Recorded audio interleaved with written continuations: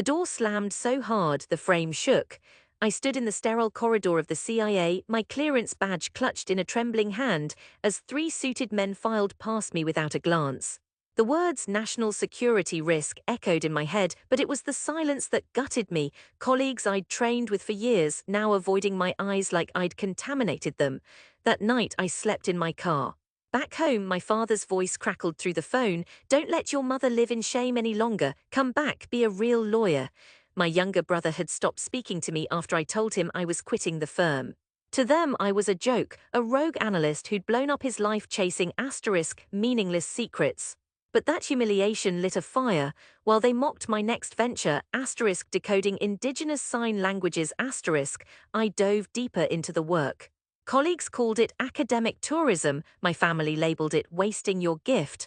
I spent years in remote villages, learning from elders whose hands told stories my textbooks never could.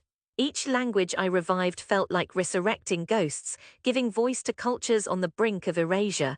The breakthrough came in Peru, where I spent 18 months with the last fluent signer of the Yagua tribe. Her name was Elena and her hands moved like poetry. When she passed, I realized her signs held ecological knowledge, maps of medicinal plants, warnings of seasonal shifts. I cross-referenced them with oral histories, building a digital archive that would outlive us all. By 2030, I'd founded the Global Indigenous Sign Language Initiative.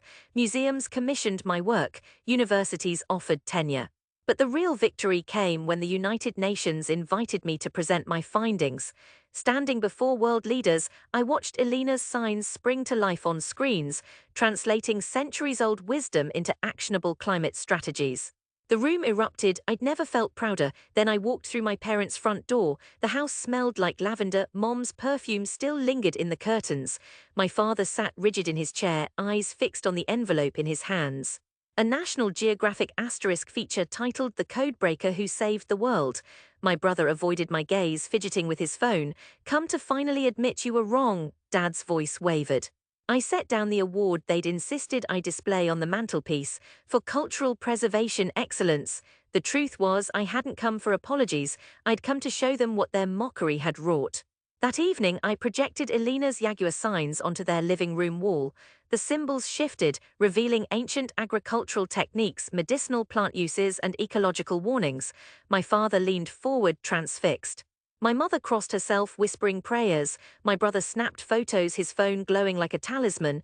You could have been here sooner," Dad muttered. "Maybe," I said, "but some seeds take time to bloom."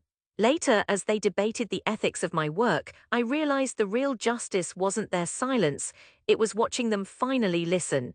Now when I think of that slammed door, I smile. It wasn't the end, it was the first step toward a language they'd never dare speak, mine.